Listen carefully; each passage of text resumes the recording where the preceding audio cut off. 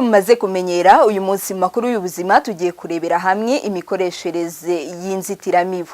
Twegereye umukozi mu kigo nderabuzima cya Rugarama Kayitesi Theodeta aratubwira byimbitse kubijyanye n'imikoreshereze y'inzitiramibu. N'umwanya wahari ubuzima bwawe, ndi Debbie Console Iradukunda.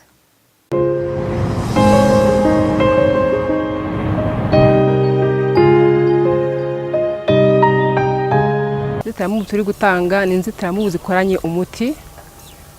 Abantu baraza ama kutugeraho turamu inzitiramubu. Iyo nzitiramubu turabanza tukabigisha uko bagomba kuzikoresha. Inzitiramubu iyo tuyimuhaye iba iri mu isashe yayo. Ya sashe duhera ko twica tukayikuramo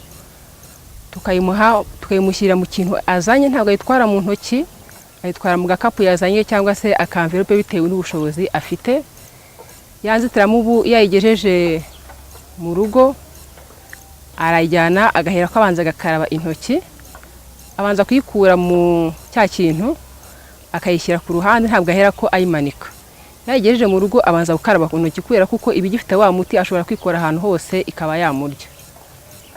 Iyo amaze kuyishyira ha hantu rero iyo bukeye nibwo ayimanika, ariko bitewe nuko umuti urimo harimo bitewe n'umuntu ashobora kuba afite allergie kuri wo, kugira rero ngo ayikoreshe niba ko afite allergie we kuri wa muti urimo, arabanza akaba yayimesa mu mazi, yarangiza akayanika ahantu hatari izuba.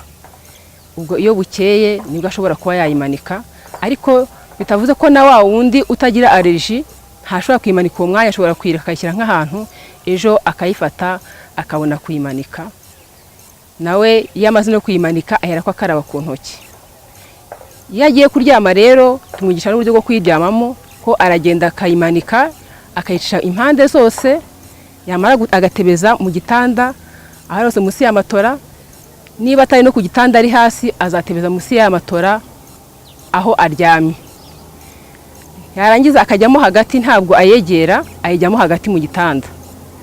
Kandi mu gitondo iyo abyutse arongera akayimanika kugira ngo atagira umubu winjiyemo. Iyo ayegereye nko muri iminsi ya mbere ushobora n'ubundi kumuha buri kamurya, cyangwa nk'umwana muto uri afite umubiri woroshye ashobora guhera ko agira allergie.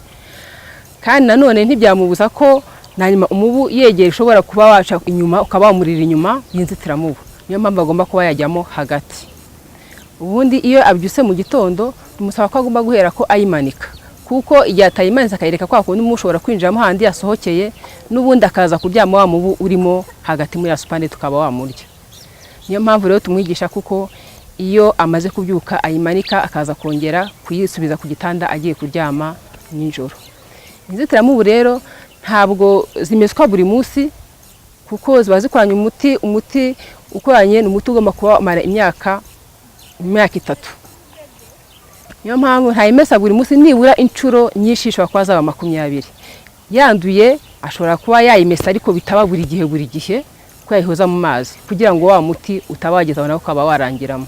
Izanzitiramubu yamanda yirangiye nyuma y'imyaka 3, leta yacu rongera ikadufasha kongera ikaduha izindi. Buri myaka 3 baduha inzitiramubu zo guha abaturage. Kandi no muri cya gihe ba bantu bazikoresha abajyana mu buzima buri gihe baragenda